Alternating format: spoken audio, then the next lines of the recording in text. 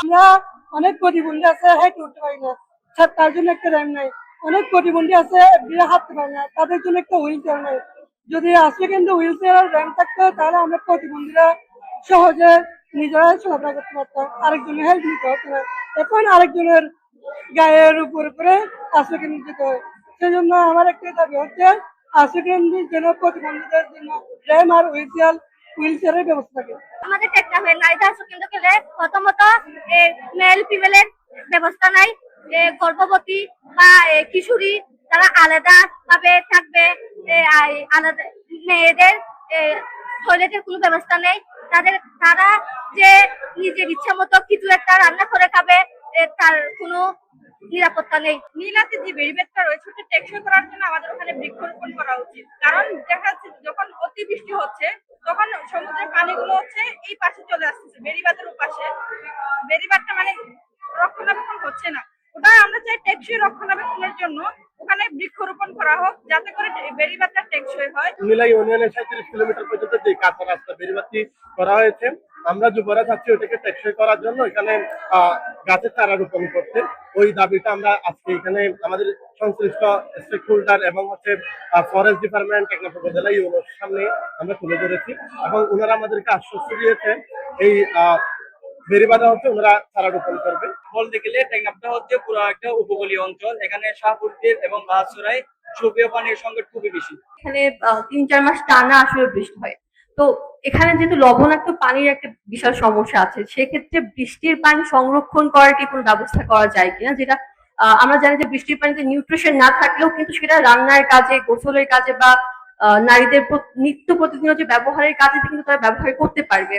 সেক্ষেত্রে এই বিকল্পটাকে আসলে চিন্তা করা যায় কি? জনস্বাস্থ্য প্রকৌশল অধিদপ্তর থেকে এখানে প্রচুর বৃষ্টির পানি সংরক্ষণের জন্য পানির ট্যাঙ্কি ডিস্ট্রিবিউশন করা হয়েছে, প্রচুর। এবং এর হিসাব যে আমি আসলে সঠিক দিতে পারবো না, উনি দিতে পারবে।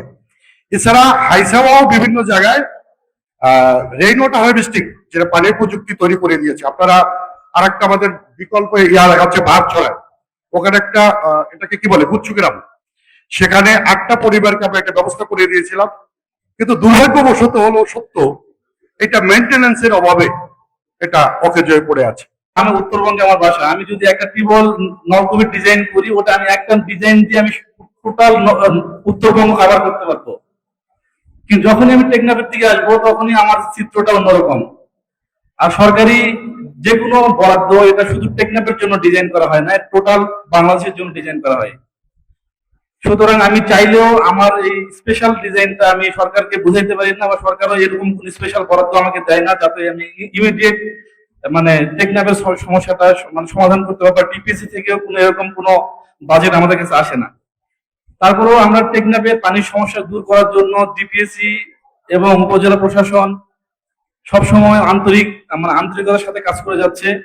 মাননীয় প্রধানমন্ত্রীর 5 বছরের 25 কোটি বৃক্ষরোপণ কর্মসূচির অংশ হিসাবে আমি অলরেডি 20,000 চারা নীলাভ বেড়িবাঁধে, জাতিমরা বেড়িবাঁধে রোপণ করেছি। আমরা যুবন অধিদপ্তরে আমাদের মূল কাজ হচ্ছে প্রশিক্ষণ। আমরা সারা বাংলাদেশে 84 প্রকারের প্রশিক্ষণ দিয়ে থাকি, 84 প্রকারের। আমার মনে হয় না এখানে কোনো কিছু বাদ পড়ে, কোনো প্রশিক্ষণ। তা আপনারা যদি নিতে ইচ্ছুক হন তাহলে আমাদের যুবন অধিদপ্তরে যোগাযোগ করবেন। আমরা প্রশিক্ষণ দিব সরকারি খরচে, থাকা খাওয়া ফ্রি। যেসবের ত্রুটি আপনারা পেয়েছেন তার তালিকা আশা করি পিএ সাহেবের সাথে আজকে প্রেজেন্টেশনে পার্সেন্টেজ দেওয়া ছিল, তালিকাগুলো দিতে পারেন পিএ সাহেবকে।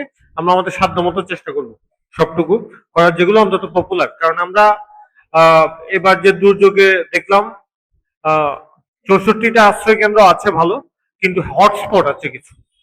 কারণ আমরা একটু চেষ্টা করবো যেন দুর্যোগের হটস্পট গুলোর কাছাকাছি যে আশ্রয় কেন্দ্রগুলো আছে ওগুলো যেন ভালো থাকে।